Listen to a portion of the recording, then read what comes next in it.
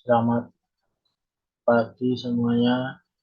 Sebelumnya perkenalkan saya Robertus Bintang Samudra dengan NIM 21601241106. Di sini saya akan mempresentasikan materi tentang bahaya narkoba. Ada beberapa pokok bahasan tentang narkoba, yaitu yang pertama pengertian, yang kedua jenis-jenis narkoba, yang ketiga tanda-tanda penggunaan narkoba, yang keempat bahaya penggunaan, dan yang kelima dan enam perundangan serta konsekuensi atau hukuman bagi pengguna dan pengedar narkoba. Oke, yang pertama yaitu sebelum kita memasuki pokok-pokok bahasan yang akan dibahas secara detail, yaitu yang pertama pengertian narkoba. Narkoba adalah zat yang jika dimasukkan dalam tubuh manusia, baik secara oral atau diminum, dihirup maupun disuntikan, dapat mengubah pikiran, suasana hati atau perasaan, dan perilaku seseorang. Narkoba dapat menimbulkan ketergantungan fisik dan psikologis. Sedangkan menurut WHO tahun 1982 mendefinisikan narkoba sebagai semua zat kecuali makanan, air, atau oksigen yang jika dimasukkan ke dalam tubuh dapat mengubah fungsi tubuh secara fisik dan atau psikologis. Nah, perlu kalian ketahui juga dampak dari penyalahgunaan narkoba tidak hanya mengancam kelangsungan hidup dan masa depan, namun juga masa depan bangsa dan negara tanpa membedakan strata sosial, ekonomi, usia, maupun tingkat pendidikan. Sampai saat ini, tingkat peredaran narkoba sudah merambah pada berbagai level, tidak hanya pada daerah perkotaan saja, melainkan juga menyentuh komunitas perdesaan.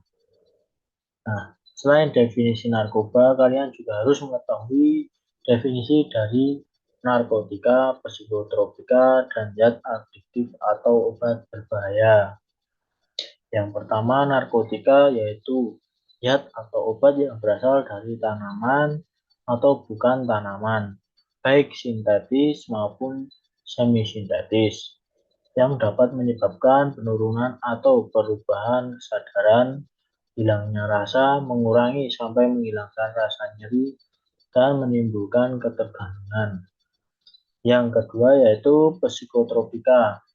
Psikotropika adalah zat atau obat baik alamiah maupun sintetis bukan narkotika yang berkhasiat psikoaktif melalui pengaruh selektif pada susunan saraf pusat yang menyebabkan perubahan khas pada aktivitas mental dan perilaku. Zat yang ketiga yaitu zat adiktif lainnya atau obat berbahaya. Bahan lain dan obat bukan narkotika atau psikotropika yang penggunaannya dapat menimbulkan ketergantungan, yakni keinginan menggunakan kembali secara terus-menerus.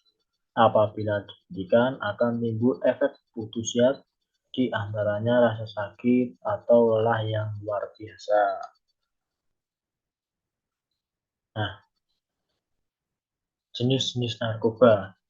Setelah kalian mengetahui pengertian narkoba dari ulasan tadi, kalian akan mengulas jenis-jenis narkoba. Mempelajari jenis-jenis narkoba bertujuan agar kalian dapat mengetahui secara benar jenis-jenis dari narkoba, sehingga di kehidupan sehari-hari kalian dapat menganalisis mana barang makanan atau minuman yang dapat diterima dan dikonsumsi yang bukan narkoba, dengan barang yang tidak dapat dilarang dan harus dijauhi, yaitu narkoba. Nah, narkoba itu juga ada beberapa golongan. Yang pertama, narkotika golongan 1 yang kedua narkotika golongan kedua, yang ketiga narkotika golongan ketiga. Nah, narkotika golongan pertama untuk iptek reagnesia diagnostik atau laboratorium mempunyai potensi sangat tinggi menimbulkan ketergantungan. Contohnya opiat, ganja, dan kokain. Narkotika golongan kedua merupakan bahan baku untuk produksi obat, timbulkan potensi ketergantungan tinggi dan hanya digunakan sebagai pilihan terakhir dalam pengobatan. Contohnya petidin, morfin, fentanil, atau metadon. Yang narkotika golongan ketiga hanya digunakan untuk rehabilitasi, mempunyai potensi ringan akibat ketergantungan. Contohnya kodein dan difenoksilat. Nah, tadi sudah jenis-jenis dan pengertian dari narkoba. Sekarang kita akan mengetahui atau mempelajari tentang tanda-tanda seorang yang menggunakan narkoba. Oke, yang pertama yaitu gejala penyalahgunaan narkoba. Ada beberapa tanda-tandanya. Yang pertama, menjadi malas. Yang kedua, kurang memperhatikan badan sendiri. Yang ketiga, hidup tidak teratur. Yang keempat, tidak dapat menjaga kepentingan orang lain. Yang kelima, mudah tersinggung. Yang keenam, egosentrik. Nah, yang kedua yaitu ada tanda-tanda dini penggunaan narkoba. Yang pertama, hilangnya minat bergaul dan berolahraga, mengabaikan perawatan dan kerapian diri, disiplin pribadi mengendur atau berkurang jadi tidak disiplin. Yang keempat, suka menyendiri dan menghindar dari perhatian orang lain. Yang kelima, cepat tersinggung dan cepat marah.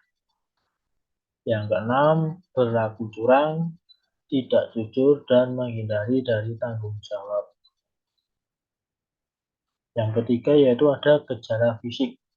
Gejala ini sangat nampak pada tubuh kita ketika kita mengonsumsi narkoba, yaitu yang pertama ada berat badan kita menurun secara drastis, mata cekung dan merah, muka pucat dan bibir kehitaman, buang air besar dan air kecil kurang lancar, semberit atau sakit perut tanpa alasan yang jelas. Tanda berbintik merah seperti bekas gigitan nyamuk dan ada bekas luka sayatan. Terdapat perubahan warna kulit di tempat bekas suntikan. Mengeluarkan air mata yang berlebihan. Kepala sering nyeri, persendian ngilu. Banyaknya lendir dari hidung, diare, bulu kuduk, berdiri, sukar tidur, dan menguap. Nah, yang terakhir yaitu perubahan perilaku. Susah untuk diajak bicara, suka menyendiri atau menjauhkan diri, sulit untuk terlibat dalam aktivitas, sering tidak menepati waktu, sering mudah tersinggung, suka bicara berlebihan, suka kelihatan minder atau malu-malu, selalu tampak tidak tenang atau gelisah, selalu curiga tanpa alasan. Nah, kita dapat mengetahui seseorang yang menggunakan narkoba dari tanda-tanda pengguna narkoba ini. Namun, kita tidak boleh menuduh secara sembarangan pada orang yang belum kita ketahui secara pasti dia menggunakan narkoba atau tidak. Nah, kita hanya bisa melihat perbedaan orang yang menggunakan atau tidak. Atau kita juga bisa datang ke kantor yang menangani pengguna narkoba, lalu kita juga bisa membandingkan dengan orang yang sudah pernah menggunakan narkoba dan belum pernah sama sekali menggunakan narkoba. Saya sering melihat orang-orang di sekitar itu ada yang bibirnya sangat hitam, tapi belum tentu mereka pengguna narkoba, karena bibir hitam itu juga banyak penyebabnya. Nah, terus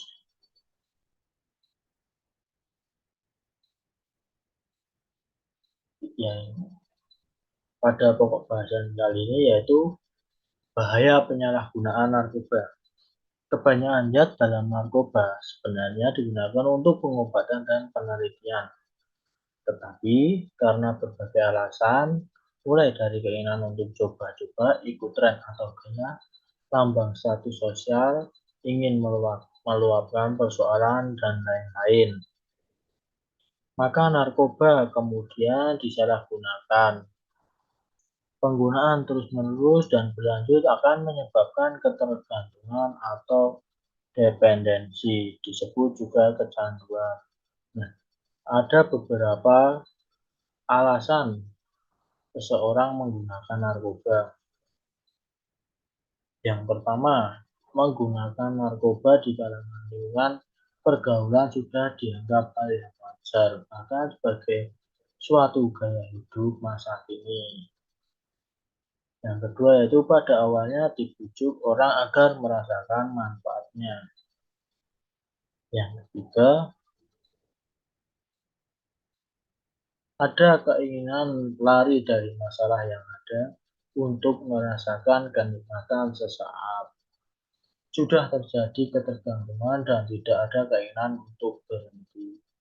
Nah, jadi teman-teman sebisa mungkin menghindari eh, narkoba dengan cara jangan bergaul dengan orang yang dia adalah pengguna narkoba.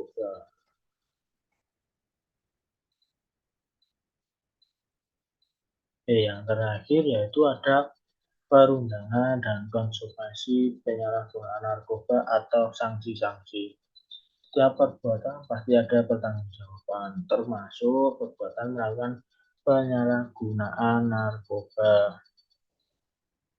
Di bawahnya adalah perundangan, konsekuensi hukum, serta sanksi bagi pelanggar penyalahgunaan narkoba. Yang pertama yaitu sanksi hukum bagi pengguna, bagi pengedar atau produsen pidana sampai seumur hidup dan ditambah denda. Undang-Undang Narkotika Nomor 35 Tahun 2009 tentang narkotika pasal 116.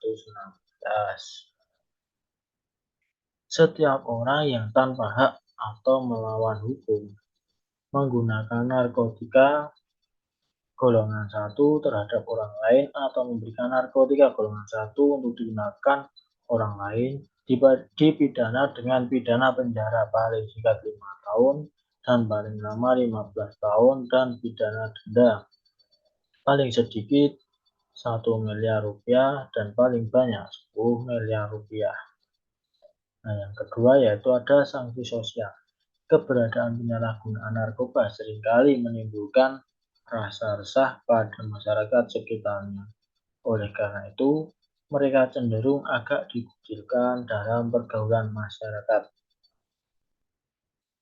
Yang ketiga ada sanksi moral. Pada prinsipnya, ajaran agama melarang untuk mengkonsumsi zat-zat yang dapat merusak jiwa dan raga.